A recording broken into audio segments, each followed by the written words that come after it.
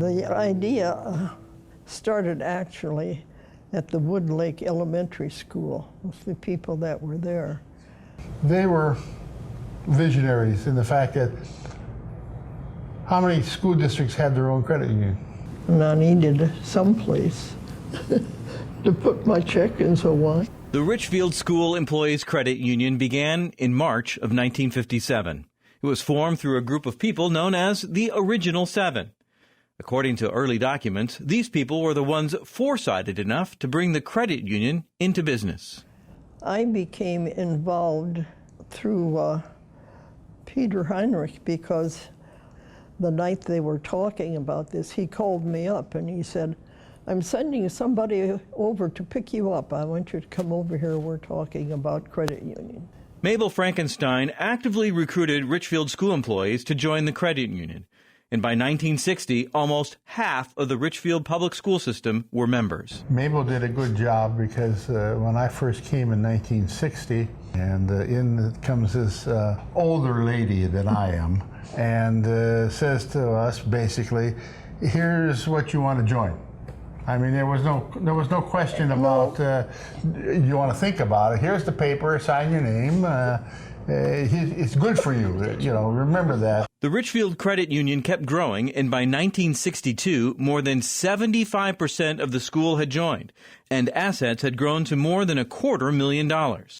But the real turning point of growth arrived when Bob Lean took over the leadership in 1966. Now, he definitely was a visionary. Yes. He looking ahead and knew what he wanted and what could be done and what should be done. I think Bob Lean's coming was a godsend to us. And he was such a pleasant person to work with. He never seemed to be impatient or disgusted when we didn't know sometimes. We were the first credit union in the state to offer checking accounts, if you recall, and Visa. And Bob was a great advocate for the wife to open up her little Visa account. No matter where the Leans handled their business, they were very successful. When the Richfield Credit Union celebrated their 25th anniversary in 1982, they had grown the company to more than $6 million. The Superman of what got us from being mediocre to something exciting. And when Bob came, we grew, and we added things, and we did things, and we became something. And so large, the Artie says we outgrew the house.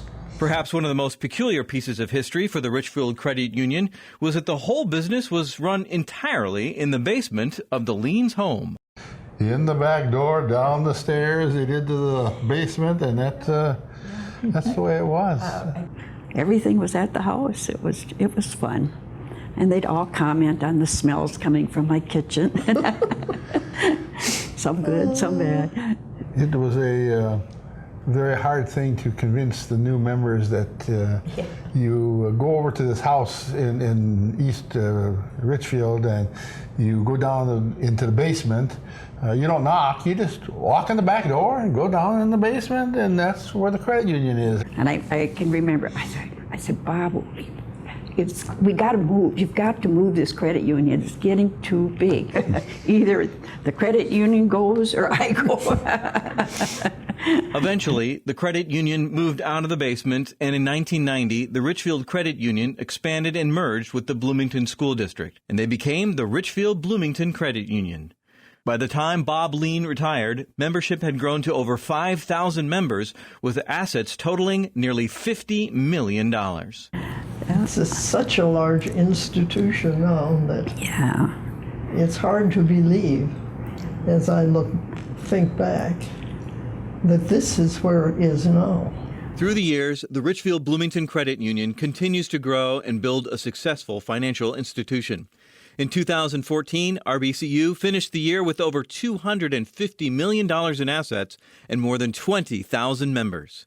It all began as a simple idea with the members' best interests in mind. I think people have to understand that the credit union is owned by the people, run by the people, and that there's no shareholders, stockholders getting their profit out of it. And today, RBCU continues to reinvest revenue back into the schools and communities of both Bloomington and Richfield.